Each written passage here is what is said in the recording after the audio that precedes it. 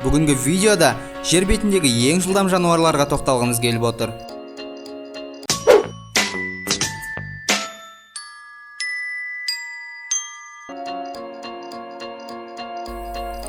Африка құрлығы небір ғажайыптарға толы. Аң мен құстың бәрін осы жерден таба аласыз. Арыстандар, қуқиқаздар, жираф және басқа да жануарлар түрлері бар. Қазір біз Африка гепардына тоқталғымыз келіп отыр. Гепард әлемдегі ең жылдам жануар болып табылады. Бұл аң көбіне таң атысымен және кешкі уақытта аң аулауға шығады. Олар көбіне қара құйрық пен бөкен бұзауларына, сонымен қатар қояндарға шабуыл жасайды.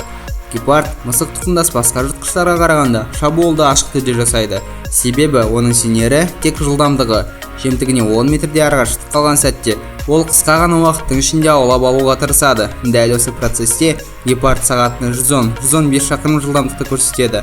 Ғалымдар жыртқыштың сағатына 70 шақырым жылдамдықты 2-ақ секундтың ішінде бағындыратынын анықтаған. Ең әлсіз тұсына келер болсақ, гепард мұндай жылдамдықты көп уақыт ұстап тұра алмайды. Оның ең көп дегенде жүгіру уақыты 20 секунд. Одан әрі аса алмайды. Егер осы уақытта жемтігі ұстатпаса, жыртқыш шабуылды лезде доғарады. Себебі оның өкпесіне жиналған шамадан тыс қысым миға әсер етіп, жүрек талмасына ұшырауы әбден мүмкін. Екіншіден, гепард жыртқыш аңдардың ішіндегі әлсіздерінің бірі болып саналады. Гепардтың денесінің ұзындығы 120-150 см, ал салмағы небәрі 50-65 кг құрайды. Оның жемтігін тіпті гиеналар мен шакалдар да тартып алуы мүмкін. Ең өкініштісі, гепардтың терісі өте қымбат бағаланатындықтан ерте кездерден бастап аяусыз атылған. Осыған байланысты гепард 25 мемлекетте түгел жойылып кеткен. Оның ішінде Қазақстан да бар. Қазіргі таңда гепард қызыл кітапқа енгізілген және Африка құрлығында ғана кездеседі.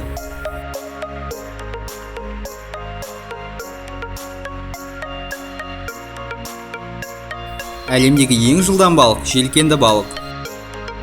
Бұл балық түрі жылдамдығын 100 км/сағатқа дейін жеткізе алады, ал жалпы ұзындығы 3,3 метр, салмағы 100 кг дейін жетеді. Жоғарғы жақ сүйегі найза тәрізді үшкір, артқы қанаты биік, желкен тәрізді. Барлық балықтардан айырмашылығы да осында.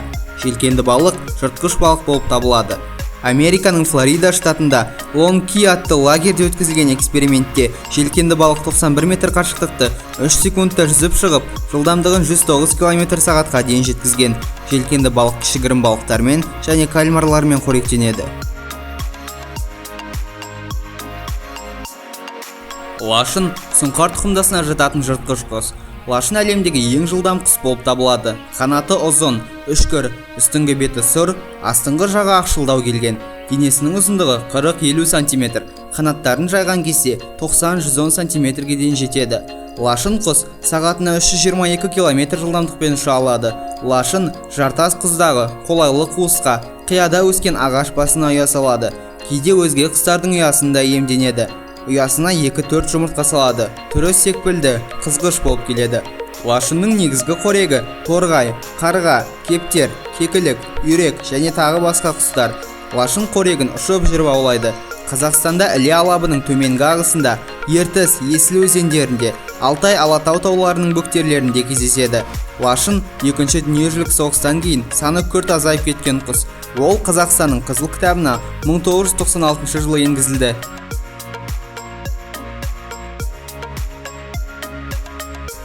Газель жұп-тұяқтылар отрядының қуыс мүйізділер туысына жататын жануар. Жалпы жер бетінде 12 түрі бар. Денесінің ұзындығы 85-170 см, салмағы 12-85 кг дейін жетеді. Газель көбінесе Африка саванналарында және Азия жерлерінде кездеседі. Газельдер топ болып өмір сүреді. Бір тобында саны 30-дан 100-ге дейін жетуі мүмкін. Газель шөпқоректілер арасындағы ең жылдам жануар. Жылдамдығы сағатына 90 км-ге дейін жетеді. Газель сүтқоректілері арасында жылдамдығы бойынша гепардтан кейінгі екінші орынды алады. Тіпті гепардтың өзі де газельге жете алмауы мүмкін, себебі гепард жылдамдығын 20 секундтай ғана ұстай алады. Ал газель жоғарғы жылдамдықпен гепардқа қарағанда бірнеше уақытқа ұзақ жүгіреді. Сонымен қатар, газель мұндай жылдамдықта тез бұрылу қабілетіне ие.